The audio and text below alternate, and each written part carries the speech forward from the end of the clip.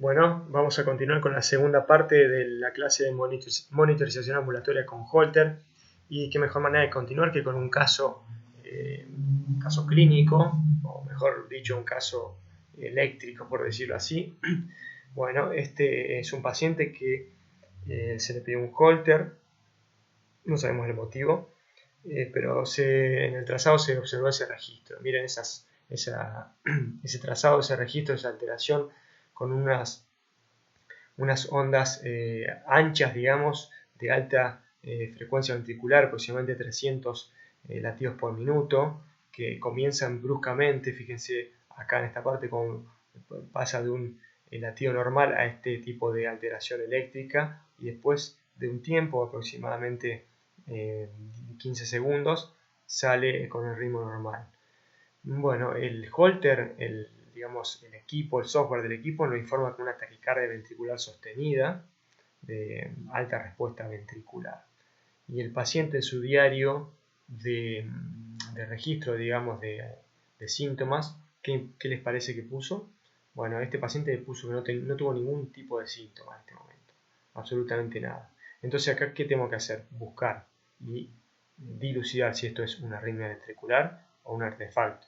Y valga la tarea que tenemos, porque totalmente, si es una arritmia ventricular, este paciente está en un riesgo grave de muerte súbita, hay que tomar medidas urgentes. Y si es un artefacto, prácticamente no tenemos que hacer nada. Es de ahí la importancia de dilucidar, digamos, qué tipo de alteración es. Le doy la respuesta rápido.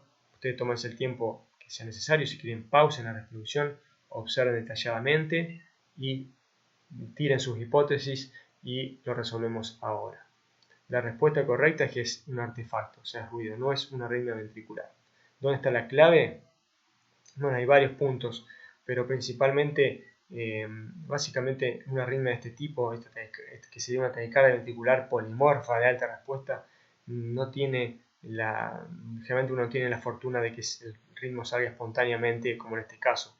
Desde el comienzo de la taquicardia, fíjense cómo continúa, se perpetúa, y acá sale con un ritmo normal, sin ninguna intervención por parte de un personal médico. O sea, generalmente un paciente con esta arritmia hay que desfibrilarlo con un desfibrilador externo, y es la única forma de que salga este paro. Esto sería un paro cardíaco, básicamente un ritmo de paro cardíaco. O sea, a esta frecuencia es muy poco probable que el paciente esté consciente o con un pulso efectivo. Ese es un dato importante, pero el más importante es, la clave está en este latido de acá. Fíjense que el canal 2 es un canal que no es valorable, básicamente por la cantidad de ruido que tiene, no se puede valorar. O sea, tenemos que guiarlo en el canal 3 o en el canal 1. Y en el canal 1, que es este de acá, que es el registro largo de alta velocidad, van a ver como un QRS normal, que es igual que todos los previos y los posteriores, se mezcla con estas ondas vibratorias o tremulantes, ya sea antes, durante y después de la misma. Básicamente, y lo mismo sucede, al final. Acá hay un QRS también, este de acá, que se ensancha un poco porque se mete esa onda de ruido, pero después persiste la onda. ¿Me explico? O sea, ninguna arritmia va a producir, o sea, si tenemos una arritmia ventricular de este tipo, imposible que se meta un QRS normal durante esa arritmia. ¿Me explico? O sea, si hay una arritmia así, lo único que vemos es arritmia, y no hay forma de ver un latido normal, o es muy poco probable. Entonces, y menos una onda de base que sea vibratoria y que aumente de amplitud junto con un latido. O sea, que esa es la clave para hacer el diagnóstico diferencial entre una arritmia ventricular severa y un artefacto. Y básicamente, más que explicar esto, yo lo que quería mostrar es la importancia de que el cardiólogo o el médico que esté a cargo de revisar el Holter lo revise realmente y no se guíe exclusivamente por lo que le informa el software, porque ahí sí vamos a incurrir en varios errores diagnósticos de diferente gravedad. Y bueno, vamos a las indicaciones del monitoreo con Holter. Una de las más importantes, más frecuentes, es la valoración clínica de las arritmias cardíacas, ya sea ataque o bradiarritmias o bloqueos auriculoventriculares. Y esto se da tanto en pacientes con síntomas, o sea que que van al consultorio porque tienen síntomas, palpitaciones, disnea, ángulo, etcétera, mareos, o pacientes asintomáticos también se les indica para buscar arritmia, pero no porque lo que yo expliqué antes, buscar al azar. Hay muchos pacientes que tienen digamos, una condición de base patológica, estructural o funcional del corazón, que por más que no tengan síntomas cardíacos, ameritan buscar con un holter determinadas arritmias que pueden no producir síntomas porque son transitorias, pero si se perpetúan pueden producir síntomas graves, inclusive la muerte. ¿Me explico hasta ahí? Entonces, hay pacientes asintomáticos que por su condición clínica o patológica previa van a necesitar un estudio Holter para determinar qué conducta vamos a tomar con esos pacientes, médica o quirúrgica de intervención, digamos. Y hay otros pacientes que sí son sintomáticos y que ameritan obviamente la observación con un monitoreo de Holter. Otra indicación es la valoración de la isquemia miocárdica, o sea, de la cardiopatía isquémica, sobre todo de la silente, o sea, la que no produce síntomas, que se da mucho en diabéticos o personas con neuropatía autonómica, y lo que busca es una alteración del trazado en el segmento ST, o sea, alteración de supra o infra-ST, y esto en combinación con la ergometría, este estudio del Holter, combinándolo con la ergometría, tiene un alto rédito diagnóstico para isquemia de miocardio. La valoración de intervalo QT, acuérdense que el intervalo QT, ya sea cuando se prolonga de más o en menos por una alteración genética o por el uso de algunas drogas, puede predisponer a arritmias ventriculares severas, inclusive la muerte súbita. Entonces la monitorización del intervalo QT es importante para determinar la conducta con esas drogas que pueden prolongarlo. En estas épocas del COVID, acuérdense de la hidroxicloroquina que prolonga el QT y puede predisponer a arritmias cardíacas, pero también hay síndromes congénitos de QT largo y QT corto, y si el paciente los presenta, por ahí muchas veces hay indicación de colocación de cardiodesfibrilador implantable. Otra indicación, pero esta es más para la investigación por ahora que para la práctica diaria, es el análisis de la variabilidad de la frecuencia cardíaca para valorar neuropatía autonómica. La variabilidad es el tiempo entre un R y otro R, o sea, entre una despolarización ventricular y otra, y generalmente hay una mínima variabilidad en los pacientes normales. En las personas normales hay una cierta variabilidad, o sea, es regular el latido, pero hay una mínima milisegundo de variabilidad, y cuando se pierde esta variabilidad en milisegundos, también es un signo indicador que puede predisponer a arritmias ventriculares, sobre todo en pacientes con cardiopatía previa, pero hasta ahora no tiene una indicación clara, digamos, en la rutina de los pacientes. Y bueno, por último, el análisis de marcapasos y de desfibriladores implantables, igual que el resincronizador también, que no lo coloqué acá. Aunque estos equipos cuentan, digamos, con un sistema de registro interno, que el médico, generalmente el arritmólogo con un equipo específico, lo pueden, digamos, monitorizar y observar, muchas veces nos sirve la utilización de marcapasos, nos sirve la utilización del Holter para obtener un registro eléctrico de superficie, o sea, externo, para ver las formas de las ondas, porque recuerden que el registro de estos equipos, de los cardiodesfibriladores y marcapasos, es interno, o sea, desde los electrodos que están por dentro en las cavidades cardíacas. Bueno, llegamos al fin de la clase, espero que les haya servido y ahora vamos a pasar a resolver los casos clínicos. Espero que se hayan tomado el tiempo al principio, si no se los dejo acá de vuelta para que los lean detalladamente y vamos a resolver uno por uno. El primer caso es la mujer de 78 años que consultó por pérdida transitoria de conciencia. Nos paramos un minuto acá, hay que pensar si esa pérdida de conciencia de origen es un síncope de origen de hipoperfusión o puede ser una causa neurológica, por ejemplo. Eso, el examen físico y el interrogatorio es fundamental. Ella se recuperó completamente, el evento fue mientras desayunaba.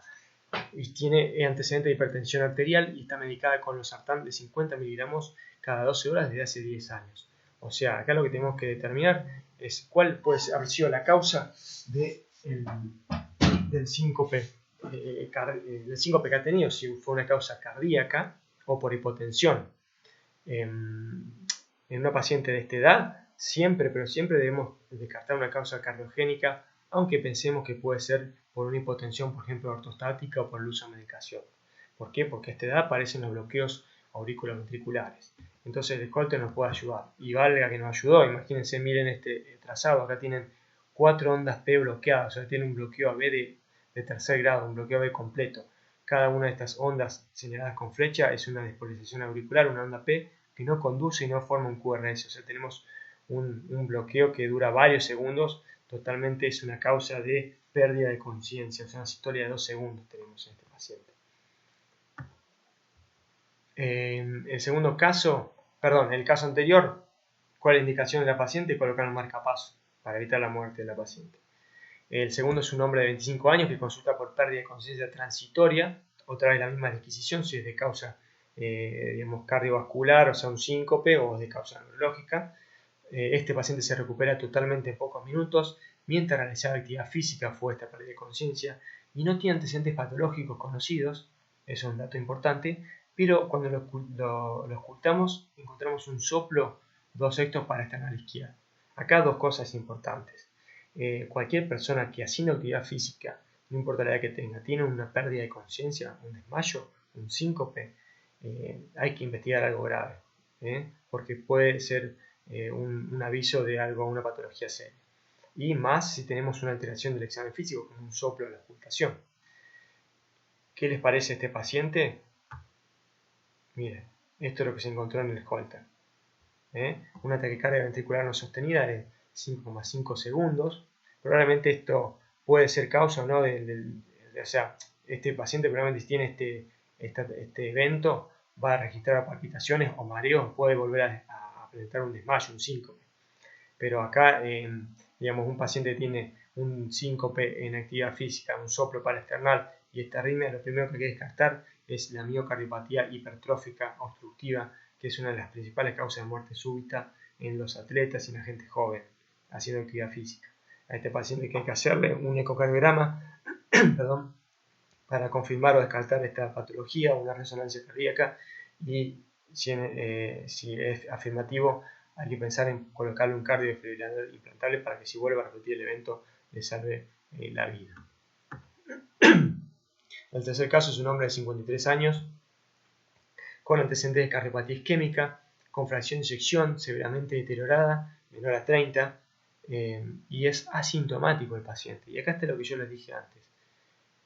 Hay personas que por su condición patológica de base, por más que no tengan síntomas en el momento o en los últimos meses, amerita pedir un Holter. En este caso la respuesta es también le pedimos un Holter a él, por su condición patológica. Y que encontramos también una arritmia ventricular, una taquicardia ventricular monomorfa, no sostenida, de 6 latidos, y también fíjense que de base en los latidos normales hay una alteración de conducción, probablemente de rama izquierda, o sea un QRS ancho, pero de secundario hace una necrosis cardíaca, miocárdica, perdón. Y este paciente con esas taquicardias ventriculares, y si encontramos hallazgos de salvas más largas, con una cardiopatía isquémica de base y una fracción de eyección deprimida, también tiene indicación de colocación de CDI, o sea de cardiodefibrilador implantable, porque si esta arritmia se perpetúa, se dispara, hace una TB sostenida y un paro cardiorrespiratorio. Pero lo que les quiero recalcar es la importancia de lo que les dije en un momento, de que por más que el paciente no tenga síntomas, a veces por su condición patológica de base, hay que pedir un Holter. ¿Está bien? O sea, en los casos anteriores el paciente venía con un síntoma, o un signo o un síntoma claro. Y ahora viene sin síntomas, pero condición patológica de base, hay que pedir un Holter. El último caso es la mujer de 69 años que se presentó con un ACV isquémico hace 2 semanas y no ha tenido disnea, angor ni palpitaciones. Y acá otra cuestión, ¿tiene síntomas o un signo? Sí tuvo un ACV. ¿Qué relación hay con la parte cardíaca? Ustedes pensarán, no hay mucha relación, por supuesto que sí. Hay que buscar, digamos, cuál fue la causa de su isquemia, y dentro de las causas de isquemia siempre hay que descartar la cardioembólica. Y dentro de la cardioembólica, lo primero que hay que pensar, ¿cuál es? Me imagino que ya lo habrán respondido ustedes. Las arritmias supraventriculares, la fibrilación auricular o el flutter auricular. Y esto, ¿cómo se encuentra? A veces en un electrocardiograma normal no lo encontramos porque acuérdense que la fibrilación auricular puede ser permanente o paroxística o subintrante, o sea, entra y sale de FA, y muchas veces él o la paciente no tienen síntomas de palpitaciones, porque a veces se acostumbran a vivir con esa arritmia y dejan de sentirlo, y el primer signo es una ACV isquémica o una embolia periférica. Y en el electro de base no encontramos ritmo sinusal normal, pero si le pedimos un Holter podemos encontrar que hay episodios de FA, como el caso de esta paciente. Fíjense que ella tiene predominantemente un ritmo normal, en la mayoría para la mayor parte del trazado, y al final del mismo encontramos este ritmo irregular de frecuencia alta, que acá lo pueden corroborar, Y fíjense cómo las ondas P del trazado se dejan de observar y empiezan a aparecer las ondas F, esta tremulación o fibrilación de la línea de base, y lo que nos indica que es una FA es de ritmo completamente irregular. Acá tenemos el diagnóstico. ¿Qué hacemos con esta paciente? No nos queda otra que darle anticoagulantes orales, que es la única forma de reducir el riesgo de prevenir, digamos, un nuevo stroke o una embolia periférica. Otra cosa que acá encontramos, que sí se puede ver en un electro normal, es el bloqueo completo de rama derecha de base. Acá está, fíjense cómo se ve perfectamente el típico imagen de bloqueo de rama derecha. Una ayuda más, pero el diagnóstico más importante acá es la fibrilación auricular. Muchas gracias, espero que les haya servido, que tengan un excelente día.